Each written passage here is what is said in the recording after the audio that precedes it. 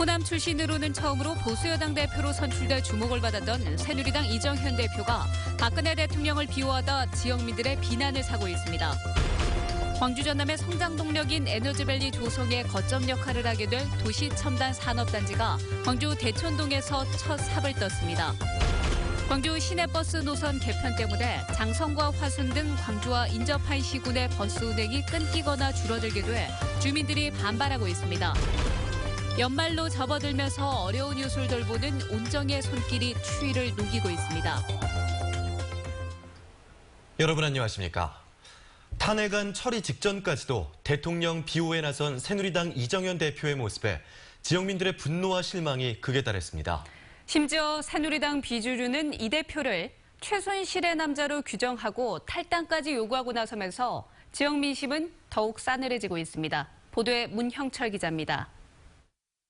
대통령 탄핵안 처리를 불과 몇 시간 앞두고 열린 새누리당 의원총회.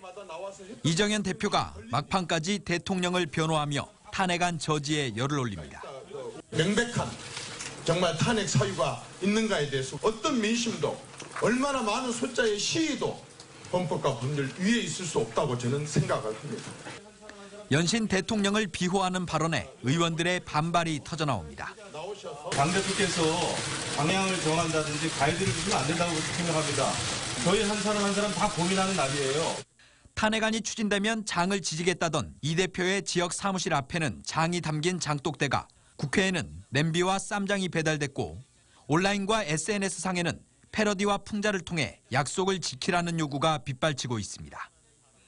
탄핵안이 통과된 후 처음 열린 주말 집회에서 시민들은 이정현 대표의 의원직 사퇴에 더욱 목소리를 높였습니다. 하나도 뉘우치지 않는 그런 모습들에 대해서 분노를 느끼고 있습니다. 특히 순천 시민들은 매우 창피스럽고. 새누리당 비주류까지 이 대표를 민심을 배반한 최순실의 남자로 분류하며 탈당을 요구하고 있습니다.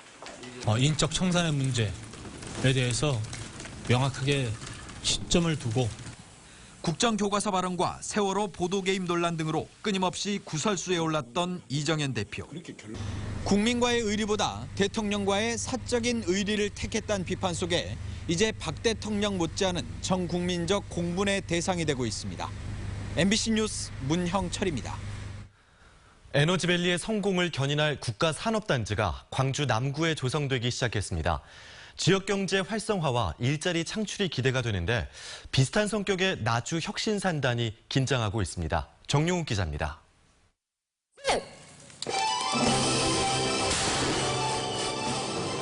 국가산업단지로 지정된 지 2년 만에 산단 조성공사가 시작됐습니다. 2019년까지 1,400억 원이 투입돼 축구장 70배 크기인 51만 제곱미터 규모로 조성됩니다. 이곳에는 한국전기연구원과 기초과학지원연구원 광주분원, LS산전 등 에너지기관이나 기업들이 입주할 예정입니다. 관련 기업들의 신기술 창출과 사업화로 이어져서 1조 원의 부가가치와 5천여 개의 일자리를 창출할 것으로 예상됩니다. 바로 옆에 국가산단의 2.3배 규모로 추진되고 있는 지방산업단지마저 완공되면 광주 남구에는 명실공히 에너지 첨단 클러스터가 구축됩니다. 광주의 첨단 산업단지가 세계인들이 주목하는 그런 명실상부한 최고의 산업단지가 되기를 기대합니다. 산단 조성 소식에 나주 혁신산단은 긴장하고 있습니다.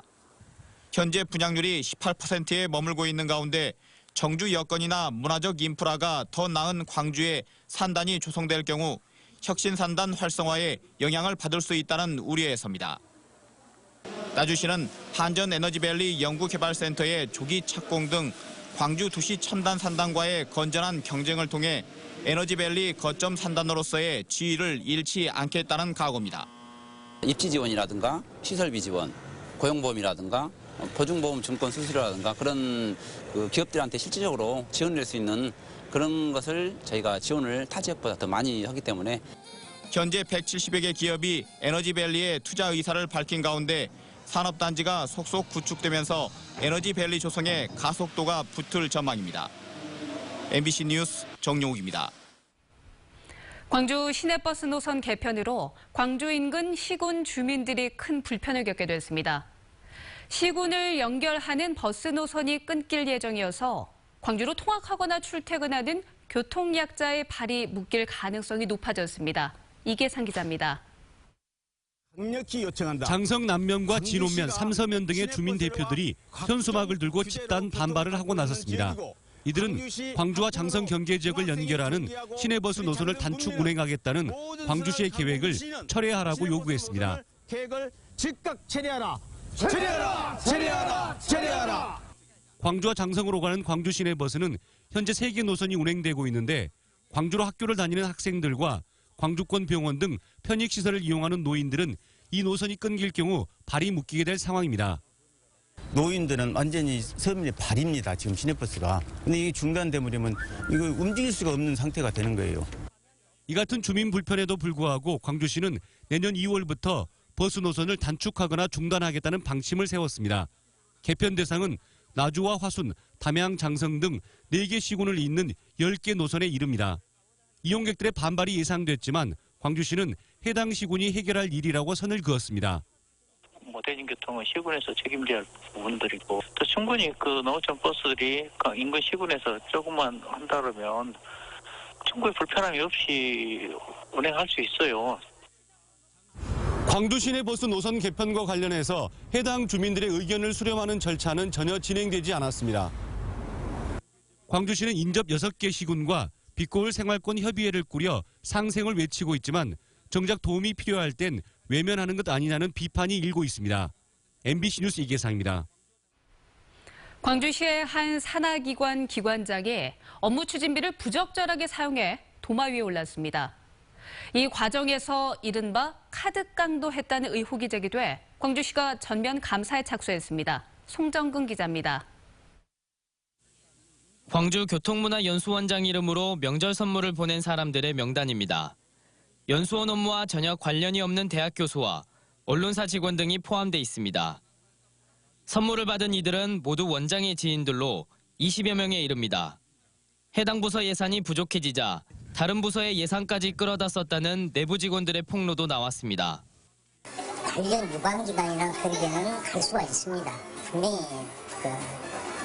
갈 수가 있지만은 그거를 이제 개인적인 용도로 사용했다는 것은 맞지 않다는 내용입니다. 원장이 자신의 지인들에게 보낸 것은 선물뿐만이 아니었습니다. 작년 초부터 1년 4개월가량 지인들에게 화환을 보내기도 했는데 이른바 카드깡까지 해야 했다는 것이 직원들의 주장입니다. 화환 대금이 부족하니까 직원들을 시켜서 다른 업체에서 개인적으로 지금 카드깡을 해서 그 화환 대금을 마련한 걸 알고 있습니다. 이에 대해 연수원장은 연수원 예산으로 지인들에게 명절 선물 등을 보낸 것은 사실이라면서도 선물비와 화환비는 이후 자비로 결제했다고 해명했습니다. 제 이름 보낸 것들에 대해서 제가 비용 부담했겠죠. 일부 연수원장 이름 보낸 것도 제가 비용을 부담한 것도 있다는 얘기예요. 하지만 취재진이 증빙 서류를 요구하자 시감사가 진행 중이라며 내놓지 않았습니다. 연수원은 절도와 보안을 이유로 최근 사무실에 CCTV를 설치했는데 직원들은 내부 고발자를 찾기 위한 조치로 보인다며 반발하고 있습니다. MBC 뉴스 송정근입니다. 추운 겨울 우리 주위에는 다양한 방법으로 나눔을 실천하는 사람들이 많습니다. 학생들이 직접 만든 빵을 팔아서 독거 노인들을 돕는가 하면 노후된 집을 허물고 새로운 보금자리를 제공하는 봉사단체도 있습니다. 김종태 기자가 보도합니다. 10여 명의 여고생들이 능숙한 손놀림으로 빵을 만들고 있습니다. 직접 밀가루를 반죽해 오븐에서 구워내면 금세 맛있는 빵으로 완성됩니다. 학생들은 제과제빵 동아리 친구들로 방과 후 활동 시간을 활용해 빵을 만들어 교내에서 판매했습니다. 올해 빵 판매로 모인 수익금만 300여만 원. 이 돈은 쌀을 구입해 어려운 독거노인들을 돕는 데 쓰고 있습니다. 끼니를 때우기도 힘든 노인들에게 전달된 쌀은 더 없는 고마움으로 다가옵니다. 친구들과 재미있게 빵을 만들면서 적은 수익이었지만 어려운 이웃을 돕게 되어서 참 보람 있었고 내년에도 이 동아리를 또 들어가서 어려운 이웃을 또 도와주고 싶습니다. 한적한 시골 마을에 깨끗하고 아담한 새 집이 들어섰습니다. 86살 김순심 할머니는 금세라도 허물어져 갈 것 같던 옛집 대신 새로운 보금자리를 얻어 마냥 즐겁습니다. 봉사단체가 십시일반 모은 3천여만 원을 김 할머니를 위한 집 짓기에 선뜻 내놓은 것입니다. 이 추운 겨울을 어떻게 보낼까 이런 생각을 하게 되니까 지어줄 수밖에 없는 이런 입장이라 지어드리고 보니까 참으로 저희들이 보람 있고 앞으로도 이런 일을 더 많이 해야겠다 이런 생각이 더욱더 들었습니다. 예. 여수산단 직원들은 올해로 7년째 사랑의 김장 나누기 행사를 벌이고 있습니다. 정성스럽게 담근 김치는 주위의 생활이 어려운 복지시설에 전달됩니다.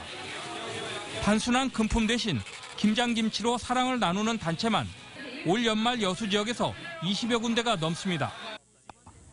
추운 연말 어려운 이웃을 돕기 위한 형식과 방법은 각기 다릅니다. 하지만 이웃을 생각하는 따뜻한 마음만은 모두가 한결같습니다. MBC 뉴스 김종태입니다.